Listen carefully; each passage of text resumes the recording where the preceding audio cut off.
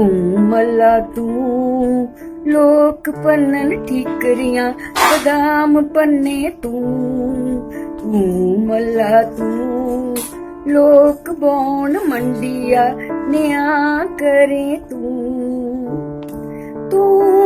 मेरी उम्र दी ओग बचुआ तेरे कोल लंघे नी कोई रोग बचुआ तू मल्ला तू लोक बौन मंडिया न्या करे तू मल्ला तू लोक पन्नन ठीकरियां बदाम पन्ने।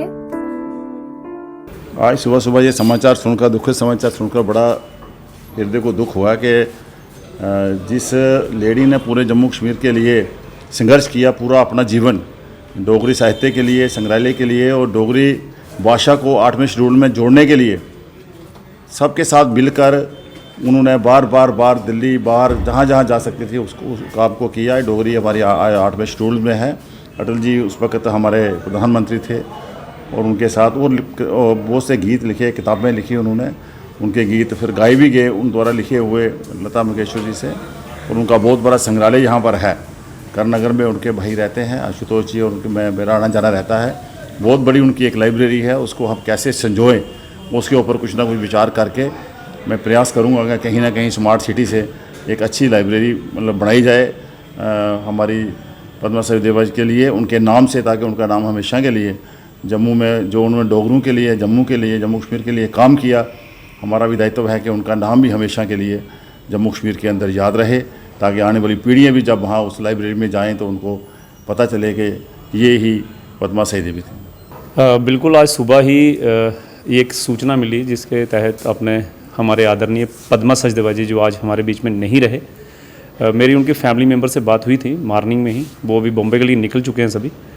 बड़ा दुखद समाचार है। एक जम्मू के लिए तो है ही है, पूरे विश्व के लिए है। जहाँ जहाँ पे डोगरा समाज के लोग हैं वहाँ वहाँ उन सब के लिए एक बड़ा दुखद समाचार है। डोगरी को यहाँ तक पहुँचाने के लिए जितना काम पद्मा सचदेवा जी ने किया, मुझे नहीं लगता है कि किसी ने किया होगा।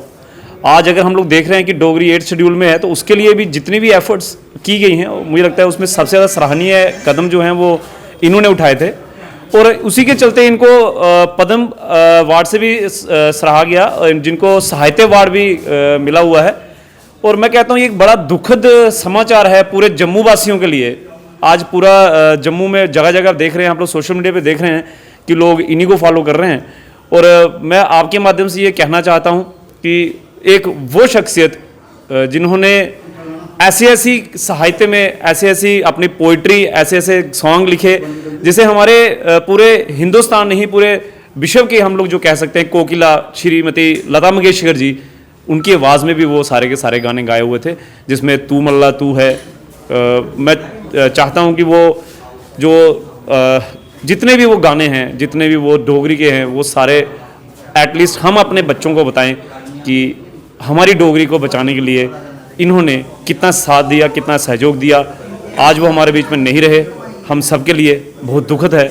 मैं एक बार पुनः आप सबको और अपनी तरफ से और अपने पूरे करनगर वासियों की तरफ से बड़े दुखद गमगीन इनको एक बार श्रद्धांजलि देना चाहता हूँ। सर क्या कहना चाहेंगे आज? देखिए, आज सुबह एक दुखद खबर जो सभी जम्मू वासियों को दिल को छोगी।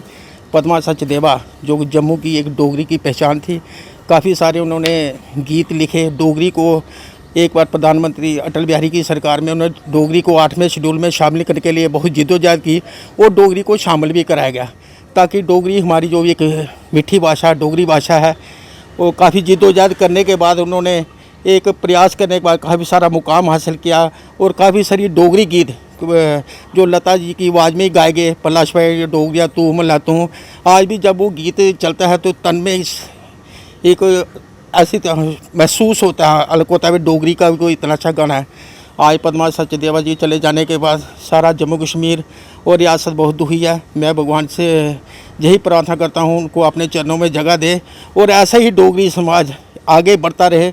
उनके बाद आने वाले और सारे डोगरी कवि हैं, काफ़ी हैं। मैं चाहता हूं कि जम्मू के जितने भी हमारे डोगरे हैं, इस डोगरी मातृभाषा को बनाए रखें, इसको जीवित रखें, आगे चलते रहें। तो इसी से आज दुखद घड़ी पर मैं इतना ही कहना चाहता हूं। देखिए, पद्म सचदेव जी यहाँ उन्होंने मेरे ख्याल बचपन गुजारा है और बहुत ही एक हस्ती रहे यहाँ के वो। उन्होंने डोगरी को जो नया एक ऊंचाई पर लाया डोगरी को, ये हमारे लिए एक गर्व की बात है। और दूसरा, आज हमें बहुत दुख हुआ जो उनकी मृत्यु के बारे में सुना, तो बहुत अपने दिल को एक मतलब सहन करना मुश्किल था कि यहाँ पे इस पाईतीर्थी के अंदर उनका रहना और बचपन गुजारना, और अभी तक मैं ख्याल काफ़ी देर तक तो यहाँ अपनी मदर के साथ वो रहते रहे यहाँ पे।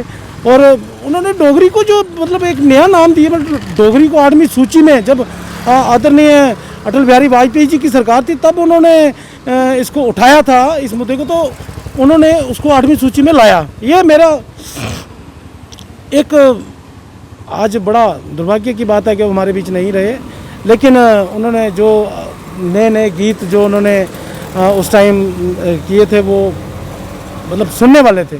तो आज बड़े दुख की बात है। मैं भगवान से प्रार्थना करता हूँ उनको भगवान अपने चरणों में लाए।